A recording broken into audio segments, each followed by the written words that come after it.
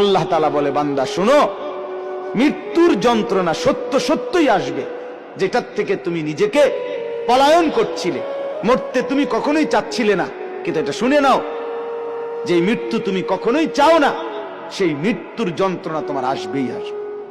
সাকরাতুল মউত, হাত্তাকে এমনকি আল্লাহর নবী সাল্লাল্লাহু আলাইহি সাল্লাম পর্যন্ত ইন্তেকালের পূর্বে নবীজি হাদিসে স্পষ্ট আছে, আম্মা জান আয়েশা বলছেন, নবীজি সাল্লাল্লাহু আলাইহি সাল্লাম একটা বাটির মধ্যে পানি দিছে, আর নিজের পবিত্র ডান হাত মোবারক দিয়ে হাত দিয়া এই বাটির পানির মধ্যে চুবাইতেছিলেন, আর কপালের ঘাম মুছতেছিলেন নবীজি, আর বলতেছিলেন, লা ইলাহা ইল্লাল্লাহ ইন্না লিল মাউতি সাকারাত।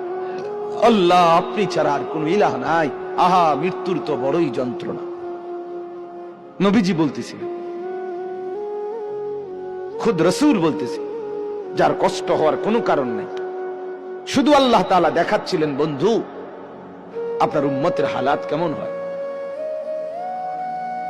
নবীজি বলতেছিলেন, হায় মৃত্যুর তো বড় যন্ত্রণা।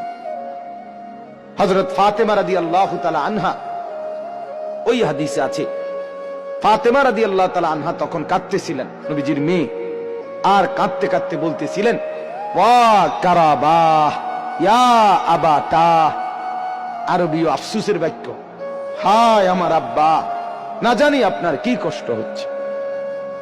আল্লাহর নবীর সাথে সাথে বলছে, লা ইয়া ফাতেমা, না না ফাতেমা, কষ্ট হচ্ছে না। লাইসা আলা আবিকাল কারব বাদা হাদাল ইয়াউমি আবাদা। সুবহানাল্লাহ।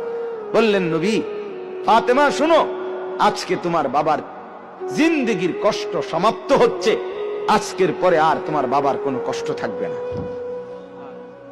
23 বছর আমি দিবা নিশি মেহনত করছি, কষ্ট করছি, কাঁদছি, চোখের পানি ফেলছি, পাথরের আঘাত সয়েছি, পেটে পাথর বেঁধেছি, ক্ষুধার কষ্ট, দান দান শহীদ করেছি, সারা দেহ রক্তাক্ত হয়েছে, আমার অনেক কষ্ট হয়েছে, ঠিক মতো ঘুমাই নাই, ঠিক মতো খানা খাই নাই, ঠিক মতো রাত্রিতে বিশ্রাম করি নাই, বিবিরে সময় দেই নাই, পরিবারকে সময় দেই নাই,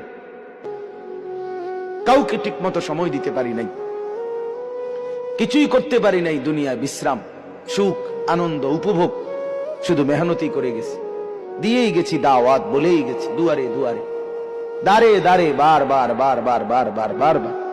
নবীজি সাল্লাল্লাহু আলাইহি সাল্লাম কিতাবের মধ্যে আছে, আরবি কিতাবে তারিখে ইবনে খাল্লিকান, 4000 বার, 4000 বার শুধু আবু জেহেলকে কালেমার দাওয়াত দিয়েছে।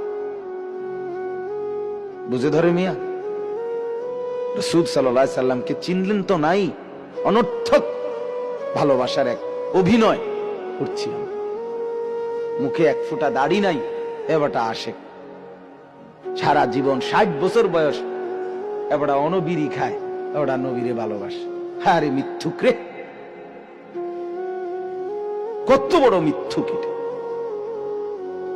1 মাস কইতে পারতো না টানা 1 মাস, যে আমি টানা 1 মাস মেসওয়াক করছি, এটা বলতে পারবে না, এবারটা নবীরে ভালোবাসে, এবারটা গাইল্লায় অন্য করে। আমার খুব হাসি আসে, জানে কি জবাব দিত এগুলারে, কি তো জবাব দিব মেয়ে, কি জন্য জবাব দিব? মৃত্যু তো খুব দ্রুত, আজ না হয় কাল, এবছর না হয় সে বছর, মরতে তো হবেই, আখিরাতে তো যেতেই হবে, কোনো সন্দেহ নেই। এজন্য বলতেছিলাম, আল্লাহর নবী সাল্লাল্লাহু আলাইহি ওয়াসাল্লাম বললেন যে আজকের পর থেকে তোমার বাবার আর কষ্ট থাকবে না।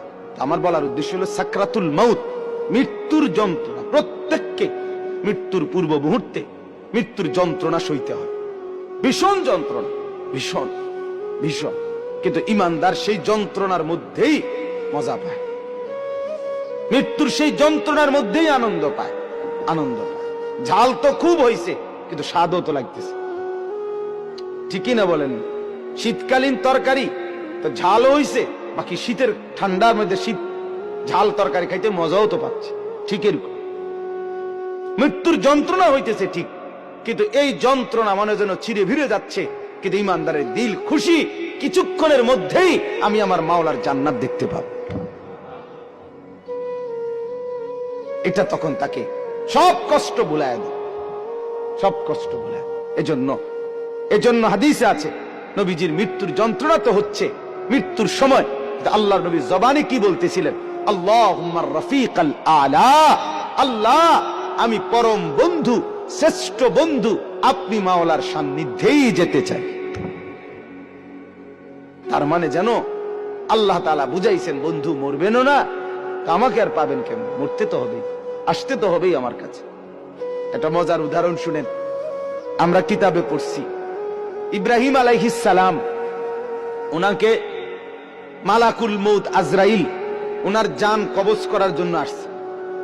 তা আসার পরে আজরাইল জি বলছে, হে আল্লাহর নবী ইব্রাহিম, আমি আসছি আপনার জান কবজ করতে, আপনি যাবেন? ইব্রাহিম আলাইহিস সালাম তখন মালাকুল মউত আজরাইলকে বলছে, আজরাইল কি বললা এটা? আচ্ছা তুমি আল্লাহকে একটা কথা জিজ্ঞেস করো, গিয়া যাও, একটা প্রশ্ন আমার। বলছে কি বলেন? তখন ইব্রাহিম আলাইহিস সালাম বলছে আল্লাহকে তুমি গিয়া বলো, আয়াকবিদুল খলিলু রূহা খলিলিহি, কয় বন্ধু আরেক বন্ধুর কি জান কবজ করে? বন্ধু কি বন্ধুরে মাইরা ফেলে? কসাইডে কইতে কম, মানে আমি না আল্লাহর বন্ধু, তা বন্ধু কেমনে বন্ধুর মাইরা লায়? এটা কেমন কথা? আজরাইল গেছেন আল্লাহ তাআলাকে শুনাইছেন, আল্লাহ তো শুনছেই, তো আল্লাহকে বলছে রব্বুল আলামিন, ইব্রাহিম তো এটা বলছে, কি বলতাম? তো আল্লাহ তাআলা ফেরত আরেকটা কথা বলছে যে আজরাইল তুমি গিয়ে এটা বলো ইব্রাহিমকে। এবার দেখো কি কয়। আজরাইল আসছে, আয়েশা বলতেছে আল্লাহ বলছে আপনাকে জবাবে, আয়াকরাহুল খলিলু লিকা খলিলিহি, বন্ধু কি বন্ধুর সাক্ষাৎ পেতে চায় না? বন্ধু কি বন্ধুর মোলাকাত পছন্দ করছে না? বন্ধুর সাক্ষাতে যাবেন না? ইব্রাহিম আলাইহিস সালাম সাথে সাথে বুঝে ফেলছে, হায় আচ্ছা তো আসলে মৃত্যু না, এটা তো আমারে মেরে ফেলা না, এটা তো আমার রূহ কবজ না, বরং আমাকে তো আমার মাওলার সাথে মিলায়া দেওয়া।